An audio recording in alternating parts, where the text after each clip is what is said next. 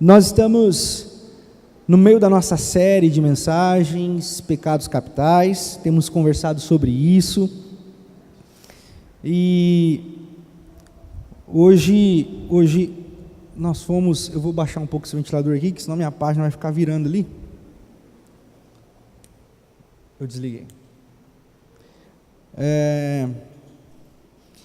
E nós temos tratado esse tema, o tema do pecado. E falar de pecado na igreja é sempre prazeroso para o pastor. O pastor gosta de falar de pecado, porque isso disciplina, isso doutrina.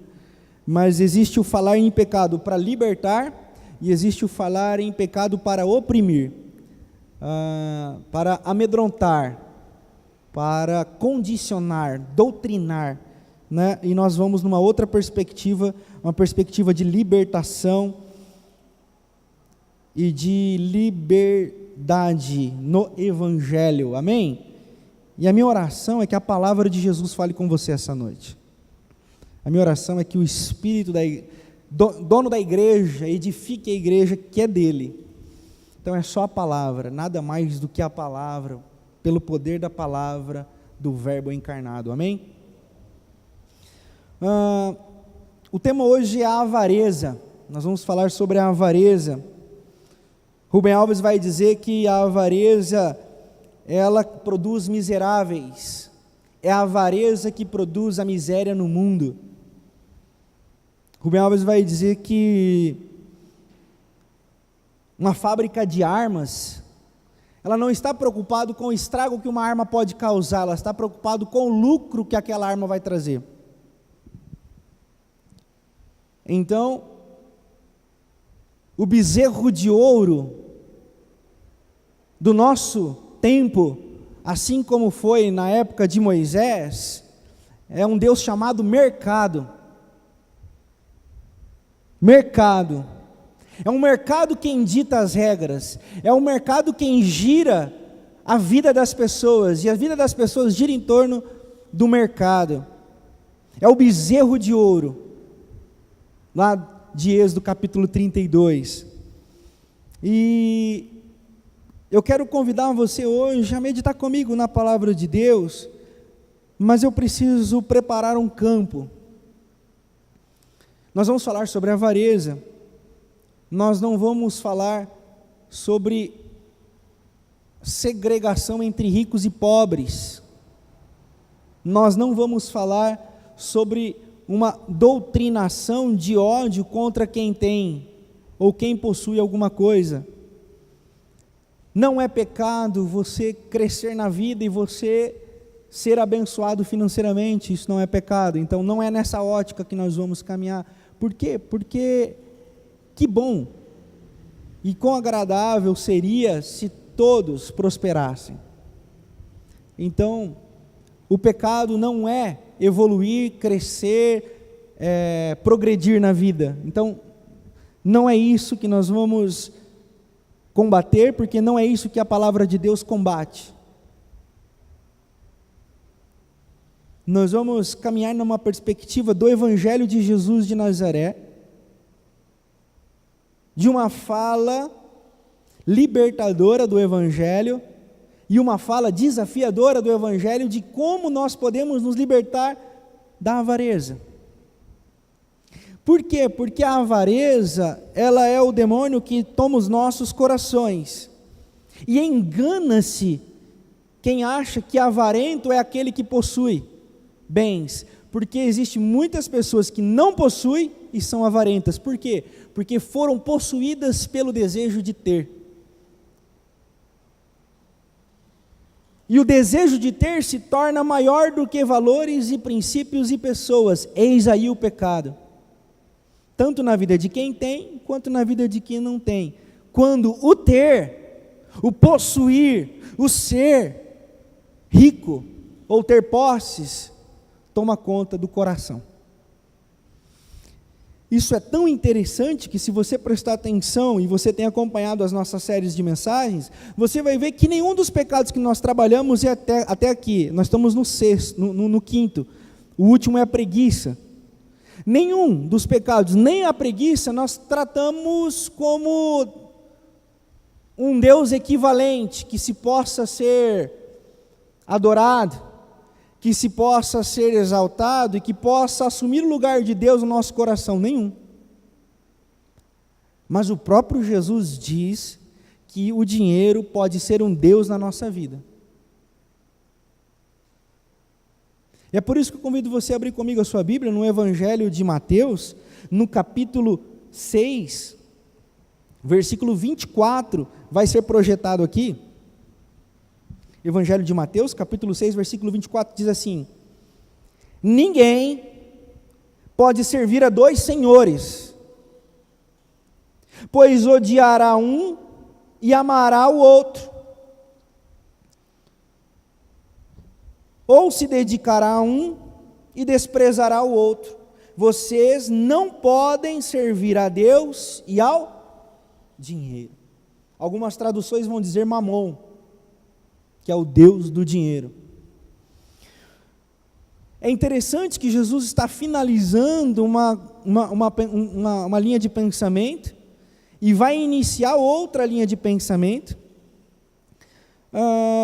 E ele finaliza essa linha de pensamento com esse texto. E nos versículos anteriores, as palavras que mais se repetem na boca de Jesus é: vocês ouviram que foi dito, eu porém vos digo. Vocês ouviram que foi dito, eu porém digo a vocês. Foi dito até aqui, porém agora eu estou dizendo a vocês. Por que essas palavras de Jesus se repetem tanto? E por que Jesus finaliza essa linha de pensamento para entrar em outra com esse texto? Aí nós precisamos de uma compreensão veterotestamentária, ou seja, do Velho Testamento, para nós discernirmos o Evangelho de Jesus, para que possamos combater o mal e a maldade que se chamam avareza.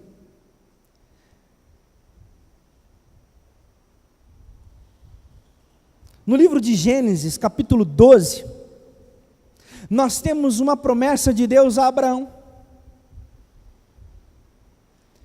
sai da terra, da tua parentela, sai daí, sai desse lugar onde você está, e eu vou dar as nações para você. A sua geração vai ser incontável como as estrelas do céu. Eu vou abençoar quem te abençoar, e eu vou amaldiçoar quem te amaldiçoar. E Abraão é o pai da fé que norteia todo o pensamento do Antigo Testamento até Jesus.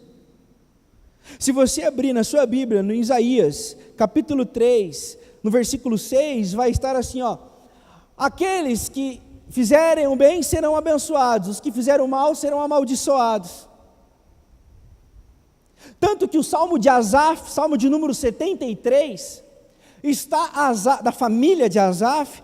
Asaf está reclamando em oração para Deus, dizendo assim: Senhor, os injustos têm prosperado, os injustos estão prosperando, os injustos estão enriquecendo e os justos estão sofrendo. Por quê? Porque na ótica construtiva do Antigo Testamento, riqueza era sinal de bênção, riqueza era sinal da mão de Deus, riqueza era sinal do cuidado de Deus. Se você abrir em Deuteronômio capítulo 6, você vai ver a promessa ao povo de Israel, dizendo: olha, vocês vão para uma terra que mana leite e mel, se vocês me obedecerem, vai ter abundância, vai ter muita abundância. Então todo o Antigo Testamento, ele é construído nessa ótica do quê? Da promessa de bênção, obediência, bênção, desobediência, maldição. E o que é bênção? Bênção é riqueza e prosperidade. Essa é a ótica do Antigo Testamento. Essa é a perspectiva de Deus, que Jesus inicia o seu ministério.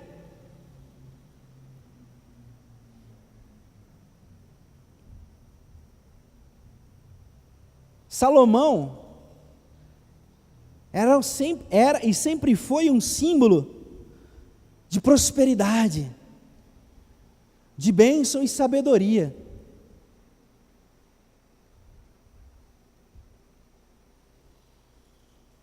Então, quando os discípulos veem Jesus,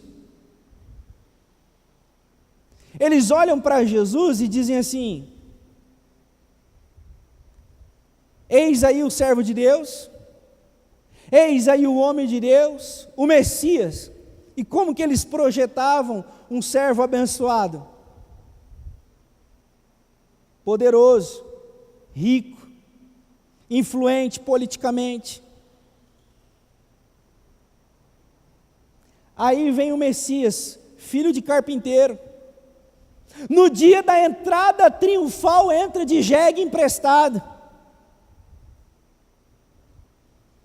que dependia ministerialmente da doação de mulheres.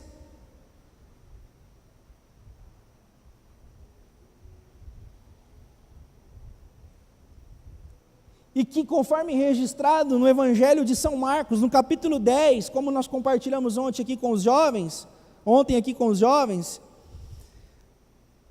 a partir do versículo 21, você tem o diálogo de Jesus com o homem rico,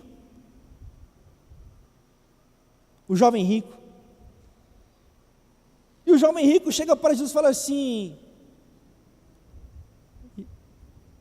e aí, Messias? Como é que eu faço para herdar a vida eterna? E aquele cara já chega esperando a aprovação. Por quê? Porque Jesus diz assim para ele: guarda as leis e os mandamentos e viverás. Aí o cara fala assim: isso eu tenho feito. Não matarás, não adulterarás, honrará teu pai e tua mãe, tal, tudo isso eu tenho feito. Ele diz assim: desde a minha adolescência. Então ele estava dizendo assim, ó, e agora? Não tem mais como você dizer que eu não vou para o céu. E aí Jesus fala assim: maravilha, você é um cara muito bom, mas agora para você herdar a vida eterna, você vai ter que vender tudo que você tem e dividir com os pobres. E aí o texto diz assim, que aquele cara ficou muito triste, muito abatido, e pasmem, os discípulos de Jesus ficaram perplexos, e disseram: se esse cara não vai entrar no céu, quem que vai? Porque ele guardava a lei, era um cidadão de bem,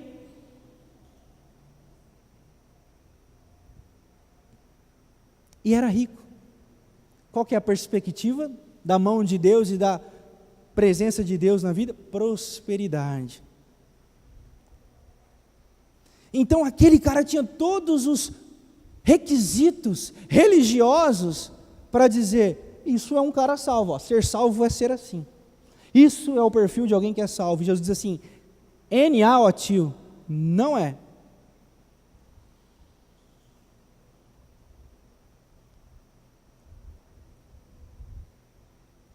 Quantos de vocês, eu vou perguntar com muito medo, assim, se você se sentir constrangido, você não levanta a mão não, tá bom? Quantos aqui tem caixinhas de promessas em casa? Aquela caixinha de promessas. Ou nós estamos muito bem, ou tem gente mentindo, né? Ou com medo. Aquelas caixinhas de promessas, já viram? Quem não sabe o que é isso? Não, quem não sabe o que é caixinha de promessas? Não sabem? É uma caixinha que vende principalmente em loja gospel. Loja gospel tem toda essa macumbaria gospel. É uma caixinha cheia de versículos selecionados do Antigo Testamento, de preferência, onde você tira uma promessa para o dia. Então, tipo assim, você abre lá e está lá: onde você pisar a planta dos teus pés será teu, eis que abençoa a tua casa, de Jericó, Jerusalém, sabe, só promessas. Não tem, por exemplo, o texto: vende tudo que tem. Não tem, porque... Então, toda vez que alguém chegar para você com promessa de bênção, vai chegar na maioria das vezes com Deuteronômio, Levíticos, Êxodo, números. E aí você pega e fala assim, ó, arreda-te, passe para trás. Por quê? Porque isso não é o Evangelho. Determinadas igrejas usam tanto essa perspectiva que o cara deixa até a barba crescer, usa quipá, talite. Por quê? Para ficar mais parecido com a galera que acredita no Velho Testamento. Eu estou falando de mais cedo. Então, as promessas são sempre baseadas na riqueza. A bênção está sempre condicionada à riqueza. A mão de Deus está condicionada à riqueza. Essa era a ótica dos discípulos que estavam vindo Jesus, e é por isso que eles ficaram perplexos com a fala de Jesus para o homem rico.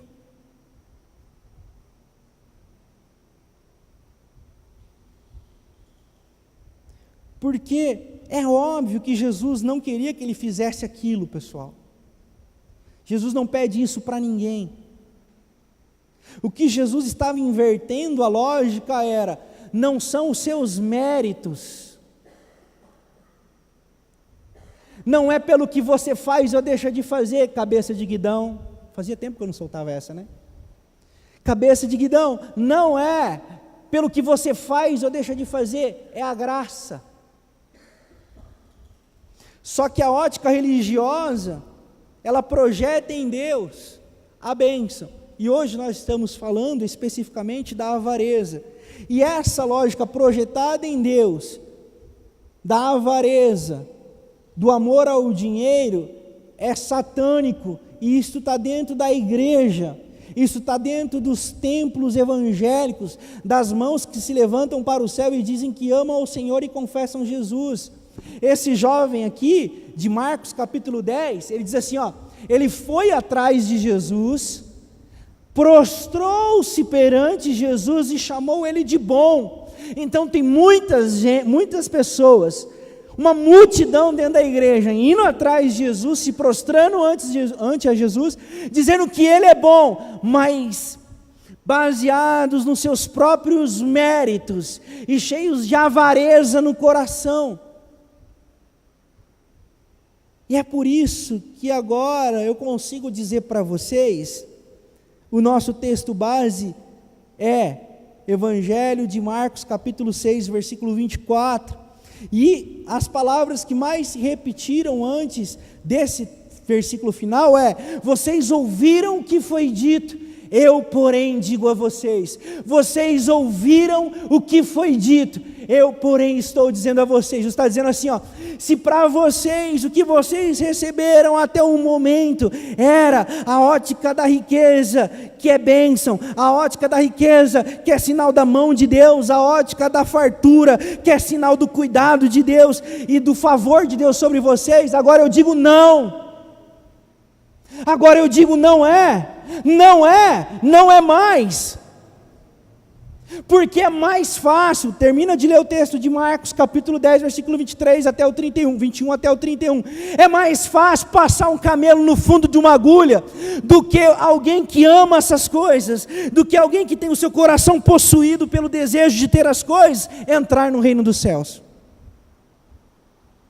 Vocês ouviram o que foi dito, eu porém digo a vocês agora, não amem ao dinheiro, porque não se pode servir a dois senhores.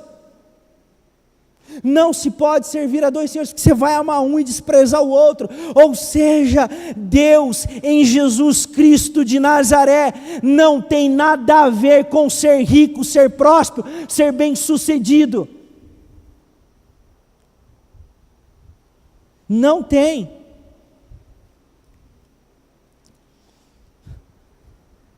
Jesus ressignifica o relacionamento do homem com Deus. Jesus ressignifica, se no Velho Testamento a promessa de bênção e de riqueza era o que girava em Deus, de Deus para o povo, agora em Jesus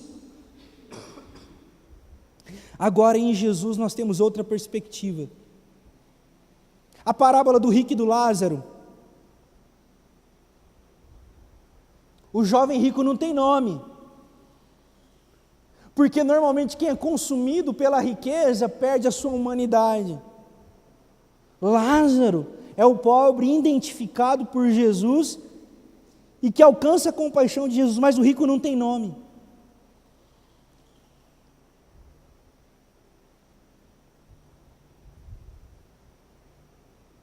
Lucas capítulo 21, versículos 1 e 2.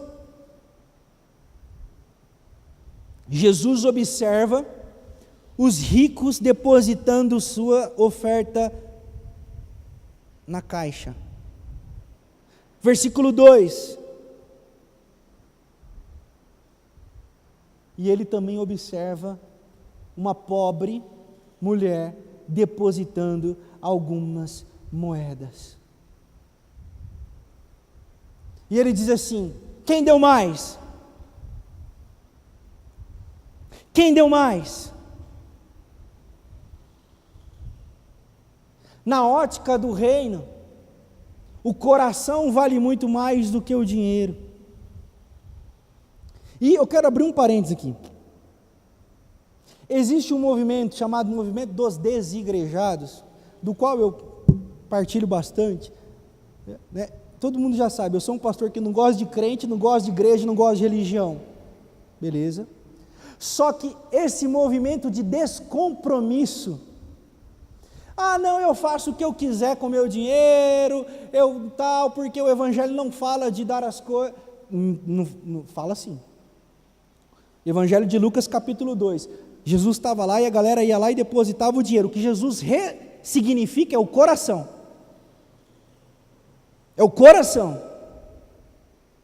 Por quê? Porque agora não se mede mais uma pessoa abençoada pelo tanto que ela dá, mas pelo tanto que ela é.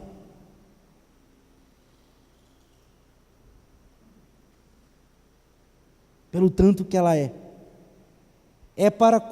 Como? É para com Deus, é para com o próximo.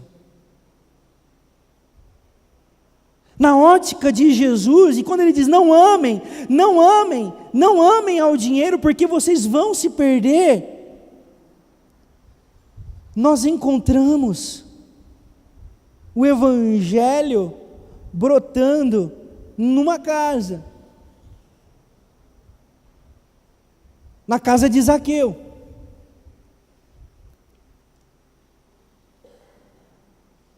Na casa de Zaqueu nós entendemos que não se pode servir a dois senhores conforme registra o Evangelho. Lucas capítulo 19, qual que é o cenário? Jesus entra na cidade, a galera toda querendo ver Jesus, e aí um cara que fazia arremesso de azeitona porque ele era pequenininho, sobe na árvore para ver Jesus.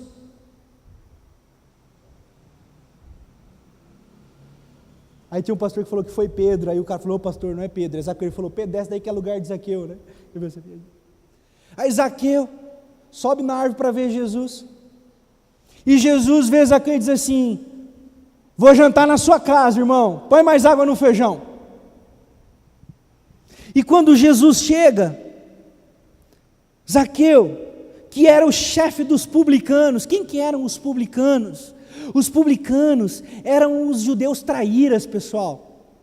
Os judeus eram oprimidos pelo governo romano, eram extorquidos pelo governo romano, e o governo romano recrutava alguns judeus para recolher impostos do próprio povo. Só que o que esses caras faziam? Eles cobravam impostos e cobravam impostos a mais para embolsar a grana. Então esse negócio de corrupção no governo é antigo, não é novo. O mundo vai de mal a pior por causa da corrupção, não é nada, é antigo, beleza? Então aí Zaqueu ficou muito rico, mas quando ele teve um encontro com Jesus, depois do encontro com Jesus, ele profere as seguintes palavras. Depois você lê aí, Lucas capítulo 19. Senhor, tudo que roubei, restituirei 4 vezes mais os afetados. E não somente isso, de toda a minha riqueza, metade eu vou distribuir para os pobres. E qual que é a frase de Jesus? Hoje o Evangelho chegou nessa casa, ou seja, a salvação chegou nessa casa. Ele foi liberto da avareza, do desejo de ter. E por quê? Porque o Evangelho chegou na vida dele. Irmãos, Jesus, quando chega, o amor ao dinheiro sai, o acumular desmonta, a lógica do ter já não faz mais sentido, a lógica do possuir não faz mais sentido. Por isso que aqueles que são possuídos pela avareza, trabalham pelo dinheiro, vivem pelo dinheiro, matam e maltratam por causa do dinheiro e se matam por causa do dinheiro. Salomão, o próprio Salomão, escreveu em Eclesiastes capítulo 4, a partir do verso 7, você pode ver ali, Salomão está dizendo assim: eita lasqueira, se fosse hoje, eu traduzindo, ele seria, eita lasqueira, que pesado que é você trabalhar, e não ter com quem compartilhar. Eu vejo que isso é correr, você já correu atrás do vento, irmão? Nem tenta, porque vai correr errado. Então Salomão está dizendo, é correr errado. Ter uma vida dessa maneira é correr errado. E o que a avareza faz? O que a avareza faz? Nós trabalhamos para ter, nós trabalhamos para acumular, e nós vamos acumulando, e nós vamos dizendo, isso aqui é para mim, para os meus, para os meus. E Jesus, quando chega, o Evangelho quando brota, a conversão, a salvação, quando surge no coração, ele não acumula mais, ele tem o dom de partilhar, ele tem o dom de repartir, ele tem o dom de abençoar. Por quê? Porque a avareza, ela causa esse movimento, ela que causa esse endemoniamento. Mas o Evangelho, ele liberta, a gente dessas cadeias. E esse tipo de mal e maldade da avareza, ele é sutil, ele é astuto. Por quê? Porque quando eu tenho, eu sou bem tratado, quando eu tenho, eu sou valorizado, quando eu possuo, as pessoas me tratam diferente. E no Evangelho nós somos convidados a já não mais tratar as pessoas de maneira diferente, porque tem ou porque não tem. No Evangelho nós somos convidados a tratar uns aos outros como irmãos, como filhos de um mesmo Pai, possuidores de uma mesma herança, a herança do reino de Deus. Então, na ótica de Jesus, a riqueza é desmontada. A ótica do ter para ser abençoado é toda desmontada. Por isso que ele diz, vocês ouviram o que foi dito, mas eu agora estou dizendo a vocês, não amem ao dinheiro, não caminhem por essas coisas. E lá no versículo 33, Jesus dá o checkmate do capítulo 6, né? Ele dá o checkmate, porque ele fala assim, vocês estão ligados em Salomão? Ó, os caras, estamos ligados em Salomão. Ele era bom, né? Era bom, Jesus, era bom. Teve alguém mais rico que Salomão? Os caras, não teve não, Jesus, não teve não. Ele fala assim, vocês estão vendo os pássaros? Os caras, estamos vendo, Jesus. Salomão não chegou nem perto. Porque os pássaros não se preocupam com nada. E nunca lhes faltou. Vocês estão vendo os lírios no campo? Estamos vendo, Jesus. Salomão, com toda a sua glória, não se vestiu com a beleza que tem os lírios no campo. E os caras, o que isso tem a ver, Jesus? Aí Jesus fala assim, se Deus cuida dos pássaros, e cuida dos lírios no campo, que hoje nascem e amanhã são queimados, não vai cuidar de vocês? Homens de pequena fé. Buscai, aí entra o versículo 33, buscai em primeiro lugar o reino de Deus e a sua e as demais coisas vos serão acrescentadas. O que é buscar o reino de Deus e a sua justiça? É um movimento de não ter, é um movimento de repartir. Isso, que fique bem registrado, isso não é comunismo, não é socialismo. Pastor, o senhor está bravo? Não, eu estou pregando o evangelho de Jesus de Nazaré. Mais bem-aventurado é dar, mais bem-aventurado é repartir, mais bem-aventurado é compartilhar. Não amem ao dinheiro, mas repartam. Buscai o reino de Deus e a sua justiça. O que é a justiça? O socorro aos pobres e aos necessitados. E se alguém está acumulando, vai faltar para alguém.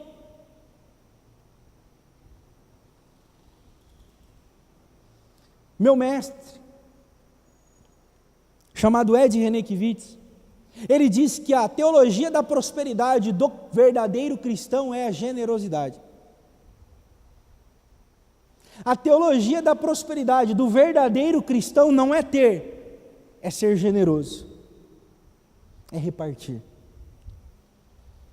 E eu concordo com ele, porque quando o evangelho chega, nós já não mais nos apegamos às nossas coisas, mas nós somos consumidos por um desejo de repartir.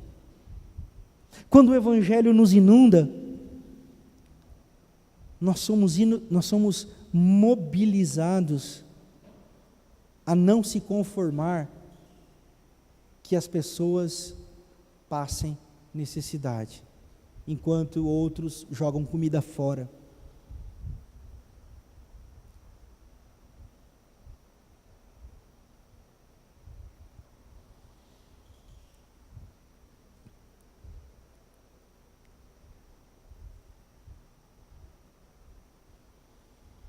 O evangelho, ele desconstrói a lógica da religião. E é por isso que ele causa perplexidade. Se você vai para a igreja e não sai perplexo com a mensagem do evangelho,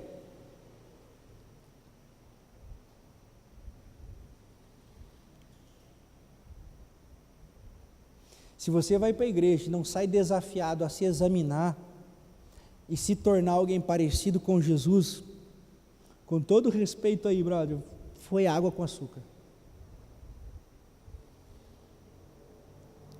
E se existe um desafio para a igreja brasileira evangélica hoje, é se desvencilhar desses demônios que tomaram conta da nossa igreja. Ah, pastor, mas o senhor está forçando a amizade. Estou não. Você já falou que você é evangélico em algum lugar? O cara parece que já vê a cara do Edir Macedo em você assim, ó. Pô, para falar que eu sou pastor, eu tenho que ter um cuidado lascado, cara. O senhor faz o quê? Então, rapaz, aí eu já solto bem rápido assim, ó. Eu sou pastor batista. Porque se eu falar, eu sou pastor, o cara já, é tão rápido o mecanismo dele, que ele já vai, tipo assim, o cara já esconde a carteira, tal. Ainda mais se eu tiver com a camisa do Corinthians, então aí o cara esconde a carteira mesmo. Então, fomos assaltados, roubaram a igreja, em todos os sentidos, e nós precisamos chamar novamente para nós e assim, ó, não generalizem os evangélicos, essas vozes aí não nos representam. Existe uma igreja que quer repartir, existe uma igreja que não é possuída pelo demônio da avareza e do dinheiro, existe uma igreja que é convertida a Jesus de Nazaré, há uma igreja que está disposta a servir e cuidar da sociedade, dos fracos e dos oprimidos, e a se cuidar. Nós precisamos tomar de volta a nossa imagem. Eu acho que isso é uma utopia. Mas a vida é movida de utopias. Então,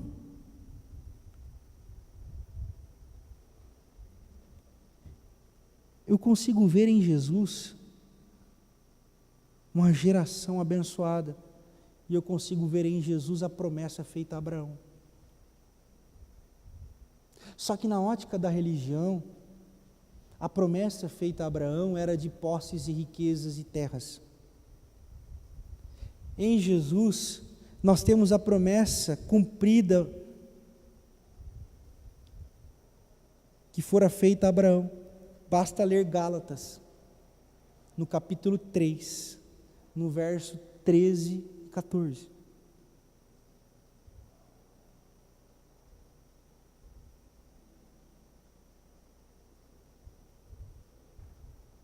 A promessa feita a Abraão se cumpre em Jesus, porque em Jesus todos são abençoados.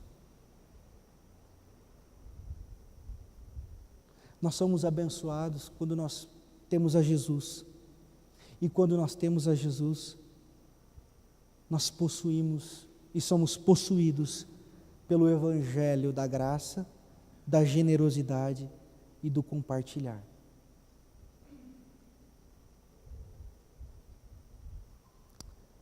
Nós temos muito medo hoje, para nós como religiosos, e eu sou um profissional da religião, eu tenho muito medo sempre de falar sobre dinheiro, mas hoje eu não vou estar com medo não.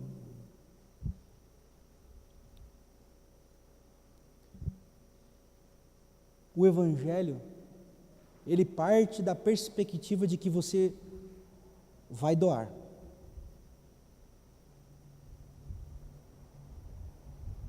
Em nenhum momento ele coloca assim, ó, se você quiser dar, se você quiser contribuir, se você achar que deve, o Evangelho não fala disso, pessoal. O Evangelho fala assim, quando vocês forem dar as ofertas de vocês, façam com o seguinte coração, ou seja, ele já parte da perspectiva de doação. O que Jesus reconstrói não façam nenhuma doação para vanglória, para autoexaltação, para barganha com Deus,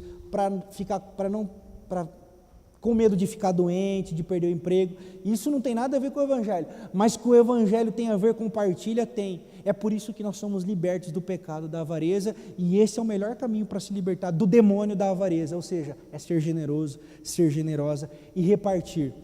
E outra frase do meu mestre amigo Ed Renekiewicz é assim, quem dá do seu sem dar de si, não deu. Vou repetir. Quem dá do seu sem dar de si, não deu. Nós precisamos encontrar um coração que tenha prazer nessas coisas. E esse é o chamado do Evangelho. Nós somos da turma, pessoal, que tem prazer em servir, que tem prazer em partilhar, investir, cuidar. E eu quero concluir com o seguinte pensamento: cabe às igrejas honestas, cabe às igrejas verdadeiras com o Evangelho, proporcionar um espaço de liberdade, generosidade e fraternidade. Cabe a toda igreja séria promover esse espaço. Por isso, aqui na primeira igreja batista em Botucatu, vocês estão com os envelopes aí nas cadeiras, né? Porque muita gente nunca reparou nesses envelopes, mas hoje a gente colocou aí nas cadeiras. Eles não têm nomes. Sabe por quê? Porque a gente não tem mecanismo de controle. Porque para a igreja local, a gente não está preocupado quem está dando, quem não está dando. Nós estamos preocupados com o coração das pessoas e o que elas estão fazendo com o próprio coração.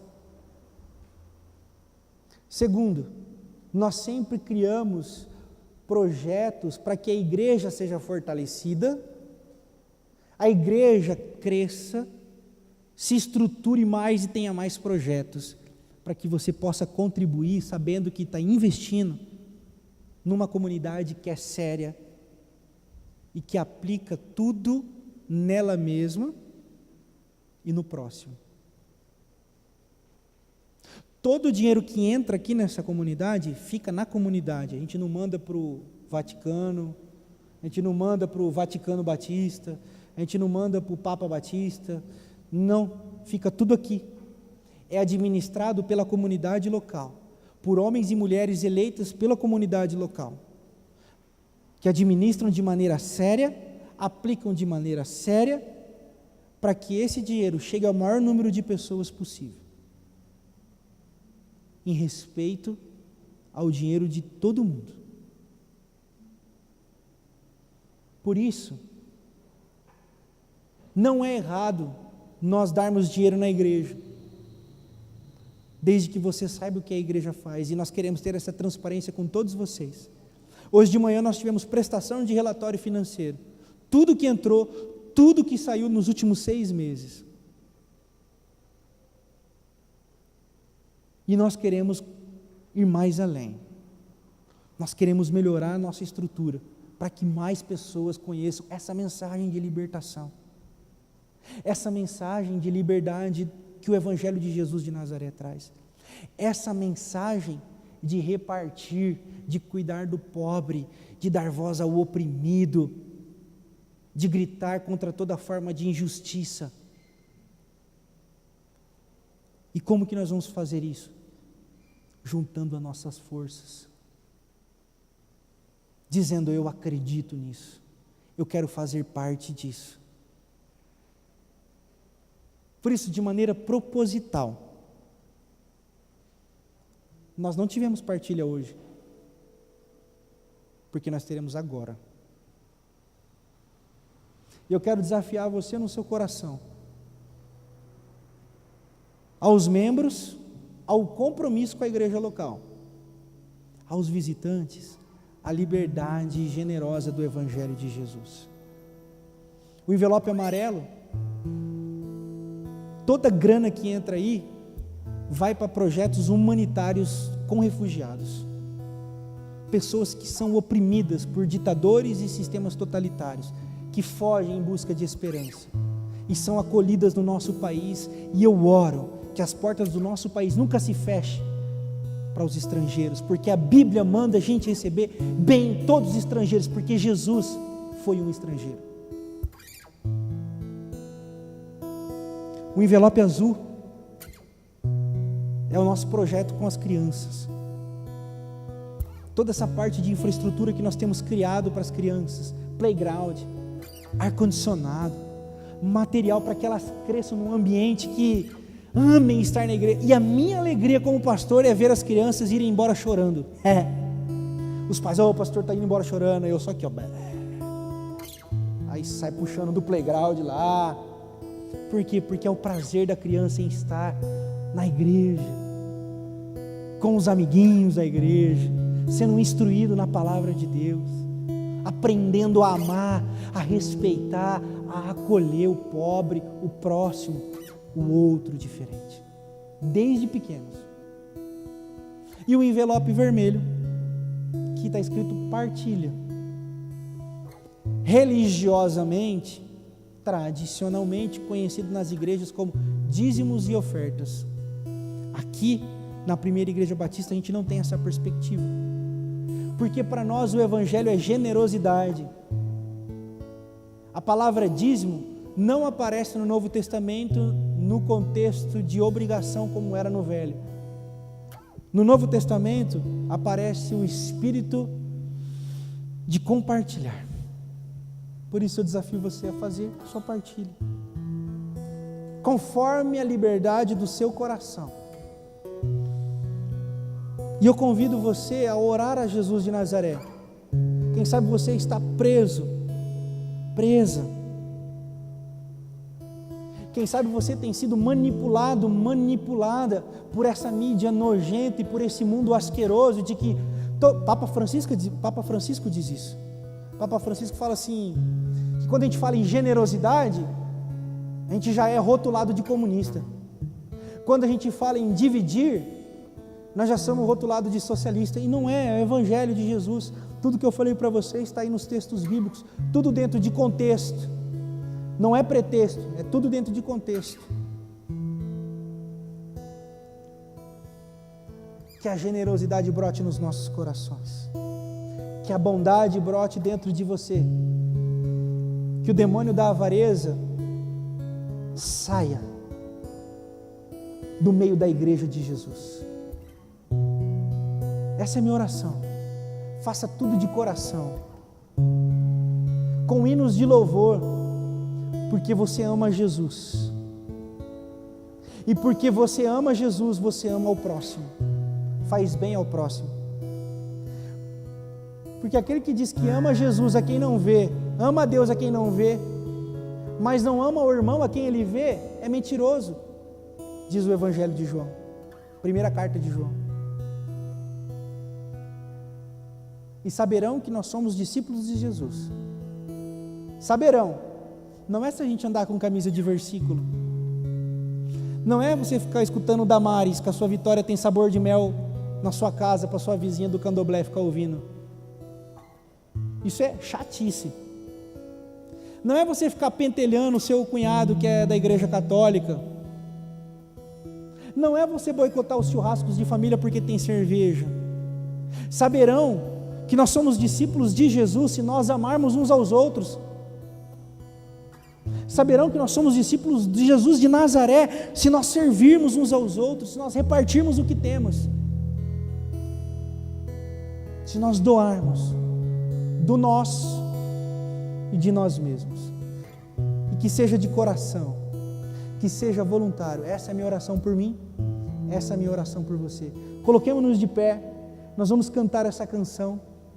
Enquanto nós cantamos essa canção, você pode fazer a sua partilha, a sua oferta e a sua oração e a sua entrega pessoal, íntima a Jesus, da sua vida, do seu pecado, e que você seja liberto, perdoado pela graça. Amém.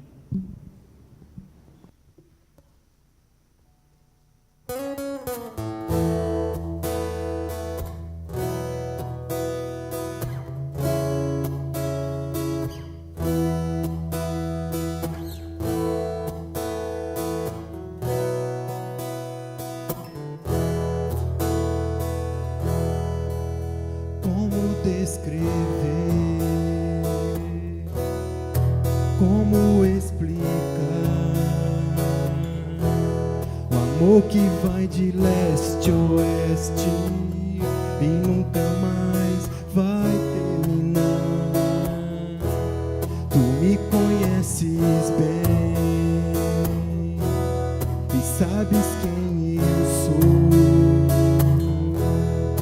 Não há como me esconder de ti, sempre sabes onde estou. É de coração tudo que eu disser, num hino de louvor a Jesus de Nazaré. Se as palavras não mostrarem como é grande a minha gratidão, mesmo assim, Senhor, recebe o meu louvor, é de coração. Se eu fizer chover palavras de louvor, ainda assim será tão pouco frente a esse grande amor. Por isso escute o pulsar do meu coração. És o caminho, a vida e a verdade, te dou a minha gratidão. É de coração tudo que eu disser, num hino de louvor a Jesus de Nazaré. Se as palavras não mostrarem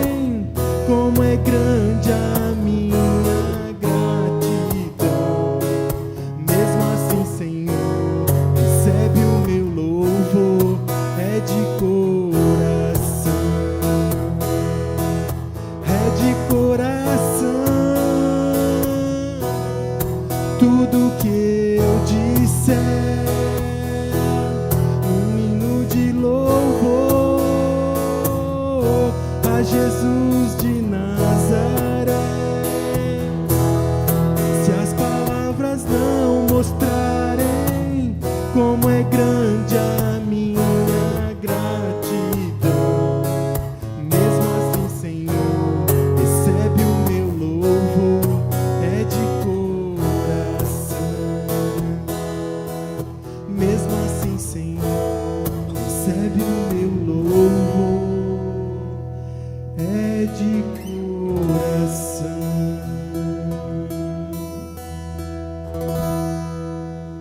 A mensagem da cruz é loucura. É loucura porque a mensagem da cruz nos convida a repartir. Quando o mundo diz assim, você tem que ter, você tem que ter. A mensagem da cruz é loucura porque nós abraçamos os caídos e o mundo diz assim, isso aí não presta para nada não, isso aí não tem valor não. A mensagem da cruz é loucura porque nós vamos de encontro aos rejeitados. Nós vamos de encontro ao que o mundo diz que é doença, e nós falamos assim, não é doença, é um ser humano. Por isso que a mensagem da cruz é loucura. Loucura para os que padecem, para os que perecem. Mas para os que as encontram, é vida. A minha oração é que você viva, irmão, irmã, amando, partilhando, cuidando. Saia daqui com essa mensagem de esperança. Quem sabe você chegou aqui com uma expectativa de uma palavra que acolhesse a sua dor, o seu sofrimento, a sua angústia. Eu faço uso de Rubem Alves. Rubem Alves diz assim: quer ser curado? Mergulhe na dor do próximo. Mergulhe na dor do próximo. E esse é o convite de Jesus ao apóstolo Tomé, né? Tomé, toca nas feridas. Toca nas feridas, Tomé. Quem sabe que você está precisando tocar nas feridas do mundo doente. Você está esperando Jesus vir te abençoar, Jesus vir te curar, mas você está segregando a dor alheia, você está se esquecendo do próximo. Nós somos curados quando nós vamos em direção ao outro. Somos abençoados quando partilhamos com o próximo. Essa é a mensagem que eu quero que você leve.